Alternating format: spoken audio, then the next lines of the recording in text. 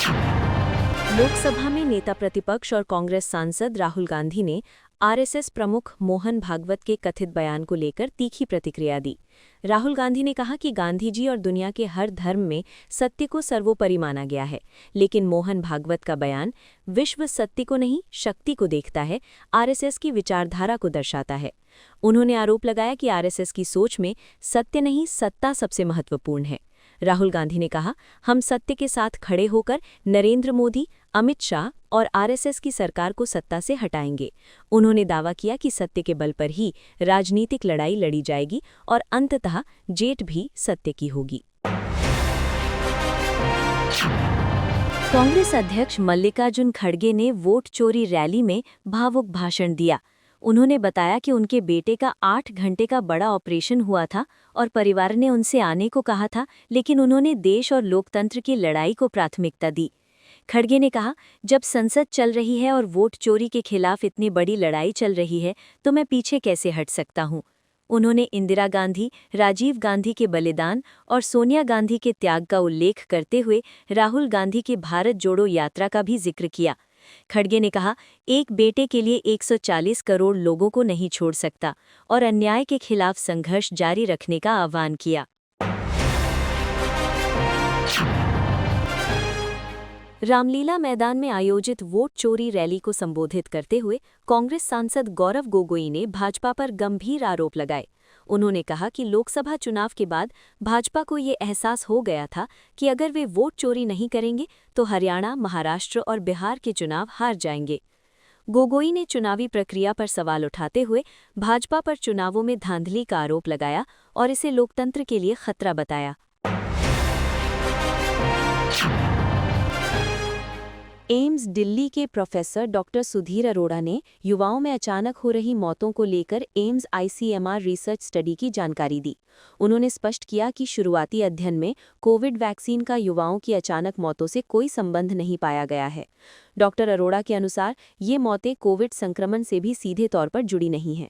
भारत में इस विषय पर अब तक सीमित अध्ययन उपलब्ध थे, इसलिए इस शोध को गहराई से किया गया। अध्ययन में संभावित कारणों के रूप में लाइफस्टाइल और आदतें सामने आई हैं, जैसे शराब का सेवन, धूम्रपान, जो कोरोनरी आर्टरी डिजीज का बड़ा कारण बन सकते हैं। उन्होंने युवाओं के लिए लाइफस्टाइल मॉडिफिकेशन को बेहद जरूरी बताया।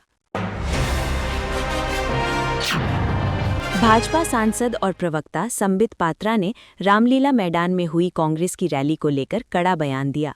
उन्होंने आरोप लगाया कि राहुल गांधी, प्रियंका गांधी वाड्रा और कांग्रेस पार्टी ने घुसपैठिया बचाओ रैली के नाम पर चुनाव आयोग के खिलाफ आपत्तिजनक भाषा का इस्तेमाल किया और भारत की चुनावी व्यवस्था को बदनाम करने की कोशिश की।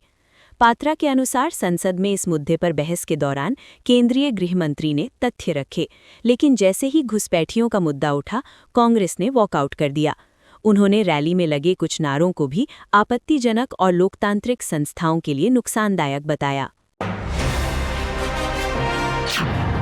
बिहार के मंत्री नितिन नबीन को भारतीय जनता पार्टी का राष्ट्रीय कार्यकारी अध्यक्ष नियुक्त किया गया है।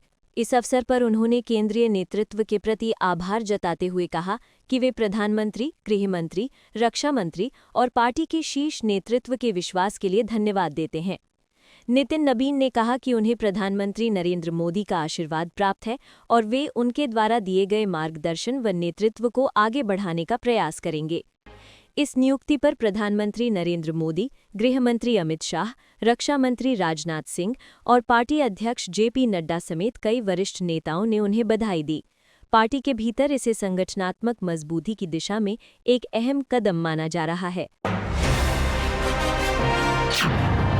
गोवा में सड़कों की बदहाली को लेकर मुख्यमंत्री प्रमोद सावंत पर तंज कसते हुए विपक्ष ने सवाल उठाया। कहा गया कि सीएम ऑफिस तक जाने वाली मुख्य सड़क ही टूटी हुई है।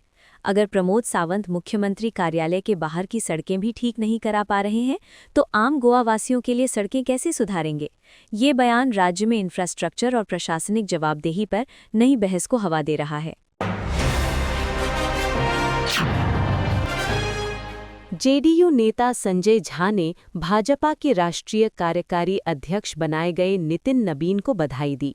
उन्होंने कहा, नितिन नबीन को भाजपा का राष्ट्रीय कार्यकारी अध्यक्ष बनाया गया है। हम सभी उन्हें बधाई देते हैं। ये खुशी की बात है। उनकी उम्र करीब 45-46 साल है और इतनी कम उम्र में उन्हें बड़ी जिम्मेदारी मिली है। ये बिहार के लिए गर्व की बात है।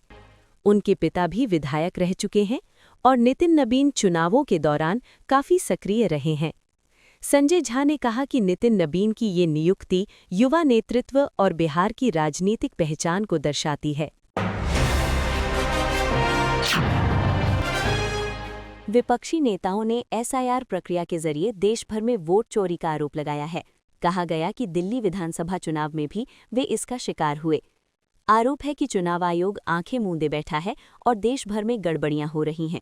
करोड़ों वोट काटे जा रहे हैं, जिससे चुनाव की विश्वसनीयता पर सवाल उठ रहे हैं।